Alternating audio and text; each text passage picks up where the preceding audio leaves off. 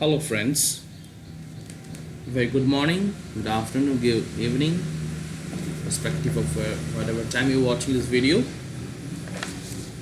Well, the last classes we have learned about the 1757 Battle of Plassey, 1764 Buxar Battle. This was led by Robert Clive. This was led by Hector Munro. The British East India Company's generals.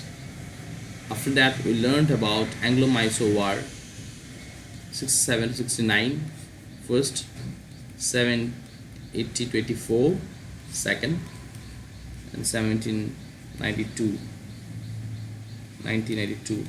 third, and in 1799. Here we have the fall of Tipu Sultan, the Tiger of Mysore. He is called the Tiger of Mysore. So after the 1799, Mysore was given to a minor of the Udaya family, the minor of the Udaya family, and a large chunk was taken by the British East India Company under its own domain. So now we will look after certain aspects of Hyder and Tipu Sultan that made the Mysore kingdom stand out. Matlab different from the other prevailing monarchies or kingdoms at the time. मतलब किस तरह मैसूर अन्य राज्यों से अलग थे इस समय के दूसरे राज्यों से. So there were certain administrative, certain political differences between Mysore and other prevailing kingdoms at the time. The first, you could see that the Mughals were ruling the most part of India, and they had this Jagirdari system. They had a Jagirdari system in which, let's say this is India. I'm sorry for the map.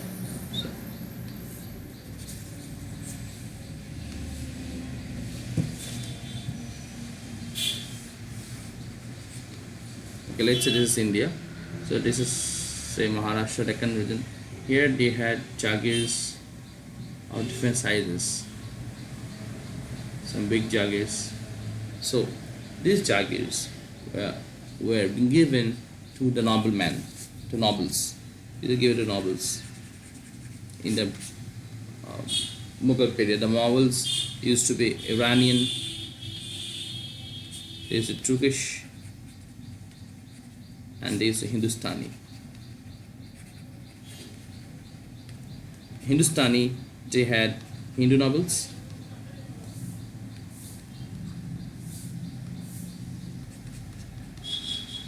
like the Rajputs, as well as they had the Muslim nobles. So they had the Jagirdari system. Because of this Jagirdari system, there was much of, and most importantly, Jagirdars, they had to collect revenue, and also they had to maintain troops, and they had to supply these troops to the Mughal emperor when called for.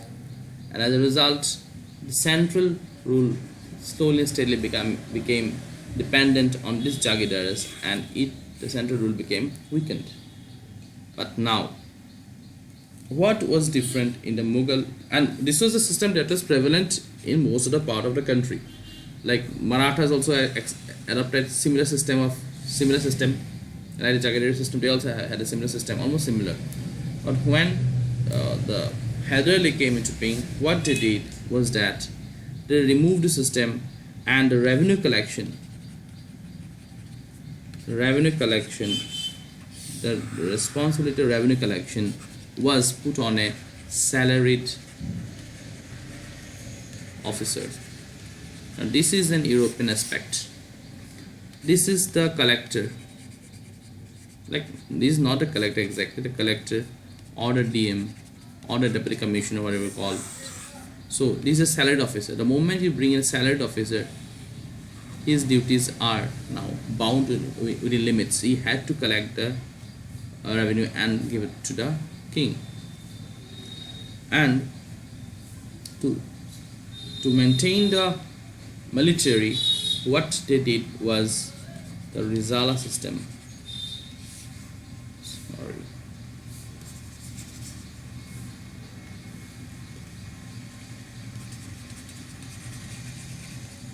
Rizala. This is the military system. Under this, what happened was that they used to military commander 1, military commander 2, military commander N. They are used to numerous military commanders under the Rizala system inspired by Hyder Ali. Each military commander had to maintain a certain number of horses and a certain number of troops. Similarly, he has to maintain horses and troops. Horses and troops. So every commander had his own lot of horse and troops that he had to supply to the king. This is the Rizala 1. This is Rizala 2. This is Rizala N. So what we can see is that the revenue collection was centralized, and the revenue that was collected was to be going to the king. The revenue was to be collected by salaried. There are many salaried revenue officers. They used to collect the salary and they used to give it back to the king. This is the centralized system. There was nothing like earlier. What happened was that there was Jagadar 1, Jagadar 2, Jagadar 3, Jagadar 4. They used to collect the money, the revenue, and revenue 1, revenue 2, revenue 3, revenue 4. But what happened was that this is the revenue. Say he has 100 rupees. Say Jagadar 1 got 100 rupees. Now what he does, these 100 rupee was first and foremost, these were nobles who were living life of lavish. They jai bharmed. What they needed was a luxurious lifestyle. Some of them even had lifestyle more luxurious than a Mughal emperor. So they had luxurious lifestyle. So needed money for this. Excuse me. Again, they had to maintain their troops. They needed money for that. First is the luxurious lifestyle. Next is the troops. Third, they had to give something to their subjects, the citizens that were living in under their jagirs. And then the remnants they used to give to the Mughal ruler. So Mughal ruler was, see, there were so many jagirs all across the world, India. It was not possible for the Mughal emperor to look after every jagir, whether every jagir was sending the 100% that was need to be sent. Maybe the jagirdars were sending 70%. The rest 30% is the corruption that they have taken up. So this is what was happening earlier, but this is the decentralized system. The emperor is dependent, or king is dependent on the jagirdars or the people, nobles.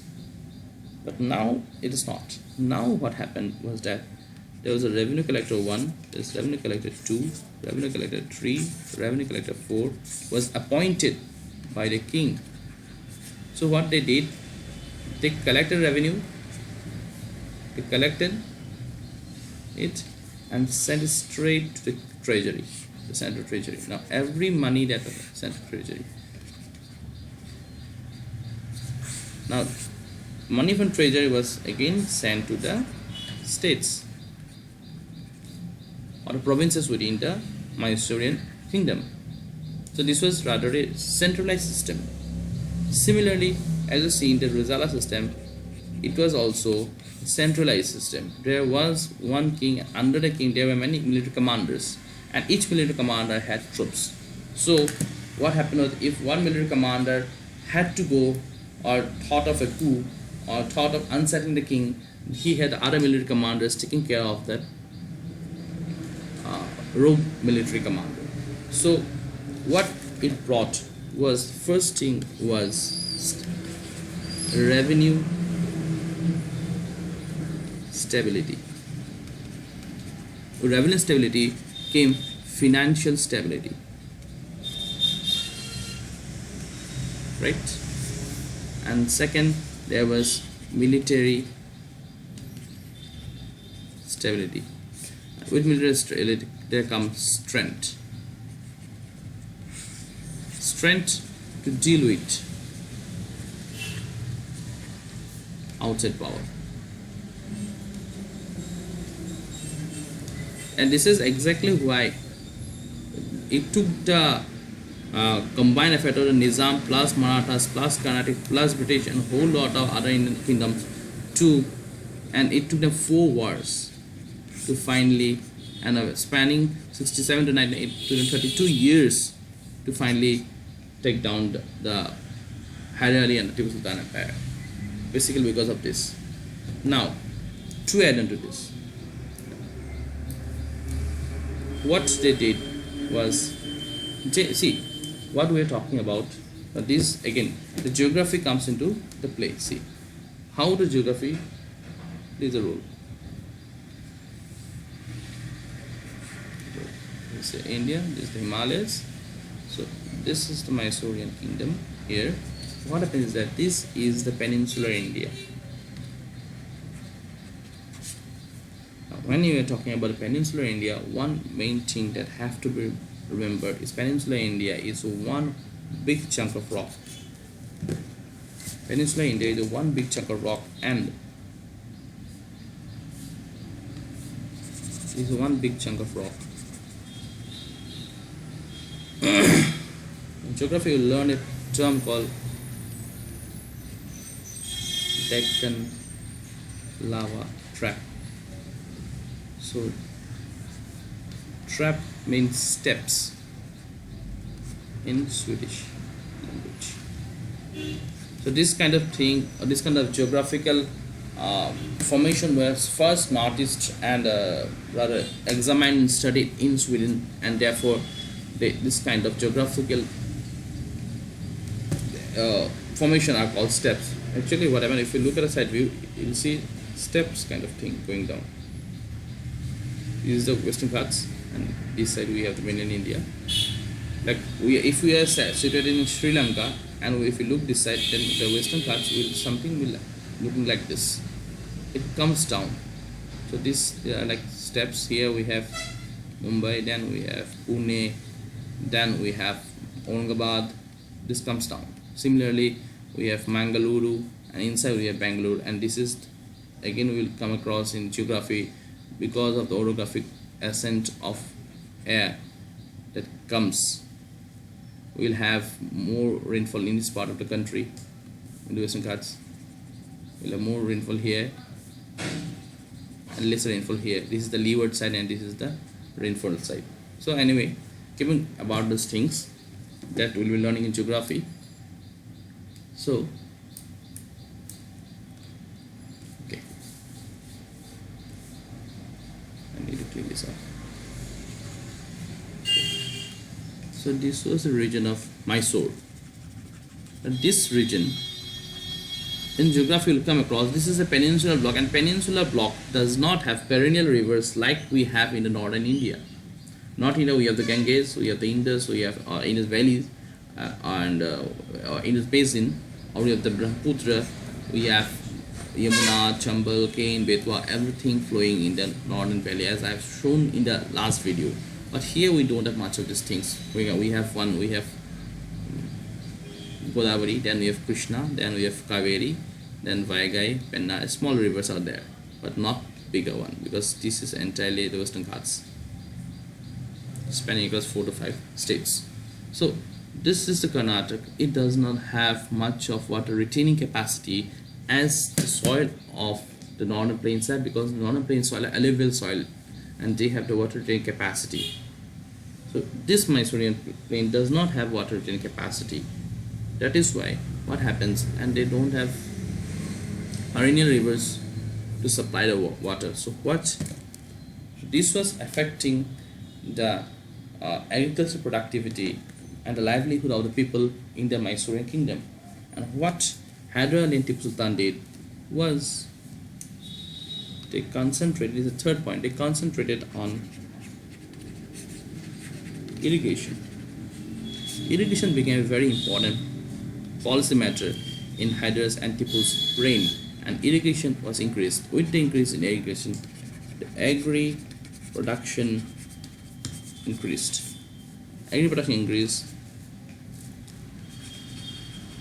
revenue increased. So can you see the circular flow that we're getting here? You increase the irrigation, productivity increases, revenue increases, we have financial stability, and when you have financial stability you can recruit more sepoys to your army, reinforce them with European matchlock rifles and better equipments and better cannons. You can go for research, R&D, you can go for R&D. See, revenue, foreign revenue, they can go R&D, and because of this R&D, Tipu Sultan was the first to use rockets in war. He was the first. Tipu was the first in the world to use rockets in the war. So this leads to prosperity, and irrigation was such thing that led to prosperity of the Mysorean kingdom. Now let's talk about characteristics of, these are certain characteristics that we are talking about. Now another, we have political reforms. In case of, when you're talking about political reforms,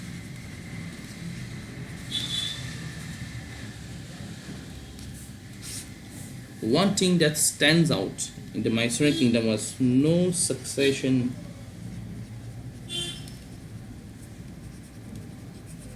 dispute. There is no succession dispute in the Mysorean kingdom between Hyder Ali and Tipu Sultan. Because of that, there was stability. It maintained stability. When we'll come across the other states in that period, we'll see that there was a whole lot of fightings regarding succession as to who would be the successor. In the Marathas, we'll be seeing there is a succession dispute regarding Shahu, the grandson of Shivaji, and there is another Sambhaji and Raja Ram will be fighting over dispute over the succession in the Maratha kingdom. The Peshwas, the Holkars, and the Gaekwads, the Scindias will be internally fighting about as to who would become the Peshwa and who would be ruling over Pune.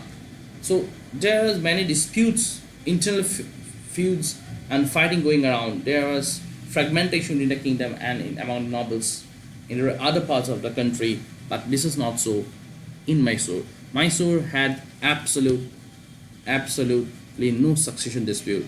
Hyder Ali, after that, had his son Tipu Sultan. So there was stability.